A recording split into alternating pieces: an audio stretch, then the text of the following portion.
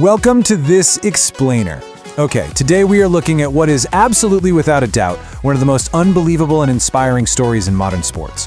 We're going to break down the totally incredible journey of the Cabo Verde national football team, affectionately known as the Blue Sharks, and how they literally defied all the odds to reach the 2026 FIFA World Cup. It's this wild story of heartbreak, strategic brilliance, and an entire global diaspora coming together behind 11 guys on a pitch. Okay, let's dive into this. I want you to really think about the number 600,000, because that is the entire population of the Cabo Verde archipelago. To put that immense scale into perspective for you, we're talking about fewer people than you'll find in mid-sized cities like Leeds or Baltimore.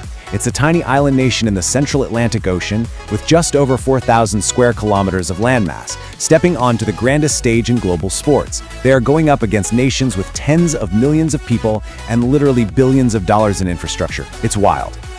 So it really makes you ask, how exactly does a nation this small actually reach the World Cup?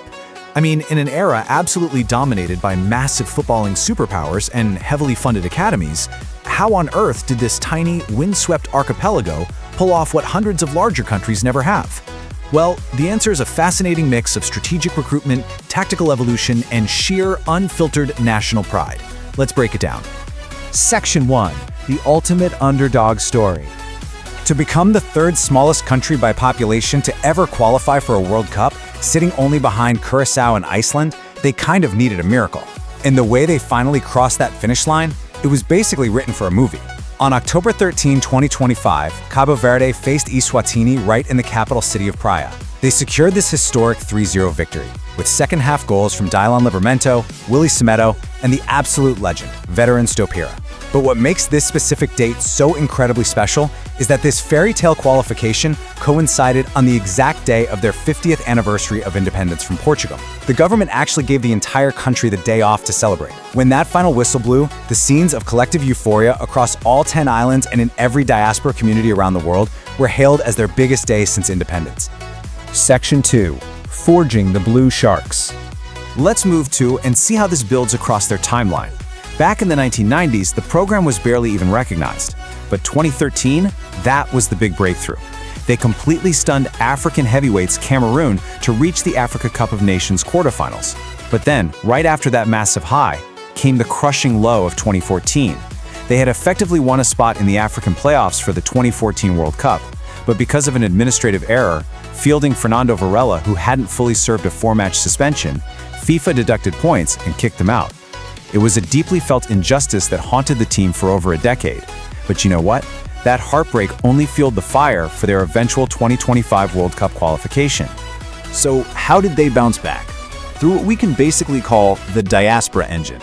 This was the Federation's absolute secret weapon. Recognizing that tens of thousands of Cabo Verdeans lived abroad, they systematically started recruiting overseas talent. Because of that, today's squad features players sourced from Portugal, the Netherlands, France, the US, and Ireland. It brilliantly blends professional European academy tactics and experience with this really deep ancestral pride. This global dispersion, which you might think used to be a weakness, became the very backbone of their squad. Just take Roberto Pico Lopez, for example. He's the team's vice captain and defensive leader, born in Ireland to a Cabo Verdean father. So how did the national team find him? Get this, the former coach literally messaged him on LinkedIn back in 2019. No joke. As Pico himself says, "I thought it was a joke. I didn't even realize the offer was real at first." The guy went from reading a random LinkedIn message to becoming a bona fide hero for his paternal homeland. How awesome is that? Section 3. Tactics. The Shark Attack. Now, what's really interesting about this slide is how they actually play on the pitch. We have to introduce the architect of this entire team, head coach Pedro Leito Brito, universally known as Bobista. He's a former national team player himself, born on the island of Boa Vista, and he has this ultimate cool uncle vibe that the players absolutely love. Bobista completely threw out the old small nation mentality of just sitting deep and surviving. Instead, he uses a pragmatic 4-3-3 formation that fluidly drops into this compact, highly structured defensive wall, a 4-5-1 mid-block. They press with real intent, and when they win the ball, they rely on devastating counterattacking speed, transitioning lethally through incredibly fast wingers like Jovane Cabral. Since they know they won't dominate possession, Bobista has relentlessly drilled intense set-piece routines, turning regular corners and free kicks into major primary weapons. If we compare their biggest strength against their biggest weakness, a pretty clear picture emerges. Their greatest strength, for sure, is their elite defensive unity. During their entire qualifying campaign, they maintained a 100% home record with 0 goals conceded in Praia. 0! That is massive. However, their biggest weakness is discipline when they are put under severe pressure. When they face highly technical teams that manage to break their defensive shape, they can get transitionally vulnerable and are prone to giving away really dangerous fouls, something that was heavily exposed in a recent friendly against Chile. But look, this system works. Coming into the tournament, Boavista boasts 29 wins, 16 draws, and 17 losses. That's a nearly 47% win rate that is absolutely phenomenal for a nation of this size playing in those brutal continental qualifiers. It rightly earned him the African Coach of the Year award in 2025 and proved beyond a doubt that he has forged a team that simply refuses to capitulate easily. Section 4. Group H Survival Guide. And this brilliantly illustrates the gauntlet awaiting them in the 2026 World Cup. Because qualifying is one thing, but the actual tournament is a totally different beast. The sheer scale of the challenge in Group H is immense. We are talking about a true Goliath versus David scenario here. First, you have Spain, ranked first in the world in 2010 champions. Then, Uruguay, ranked 16th with 2 World Cup titles. Add in Saudi Arabia, ranked 60th, famous for shocking Argentina back in 2022. And finally, there's Cabo Verde, ranked 69th, stepping onto the pitch as absolute debutants against global royalty. Their very first match on June 15 in Atlanta is basically the ultimate test, going up against Spain. The tactical reality here is stark. Cabo Verde simply cannot go toe-to-toe with Spain's technical dominance. So, they absolutely must rely on that rigid 4-5-1 defensive block we talked about earlier. They're going to try to restrict Spain's passing, force them out wide, and hopefully frustrate them just enough to launch a shock counterattack. Following that massive test, on June 21 in Miami, they faced the brutal physical battle of Uruguay. That game is going to test their defensive stamina to its absolute limits. But the date you really want to circle on your calendar is June 27 against Saudi Arabia in Houston. This is, without a doubt, their most winnable final match. It's their most realistic opportunity to snatch a historic World Cup victory, and hey, if the group permutations happen to fall exactly the right way, a win here could literally rewrite football history. Section 5. More than a game.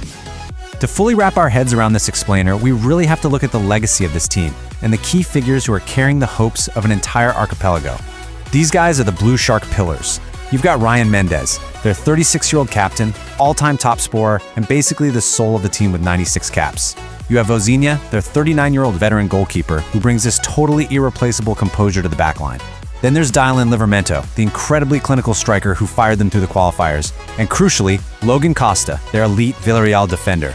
Now Costa is currently racing back from a severe knee injury, and it is absolutely vital that he stays fit if they have any hope of anchoring their defense against the elite attackers of Spain and Uruguay.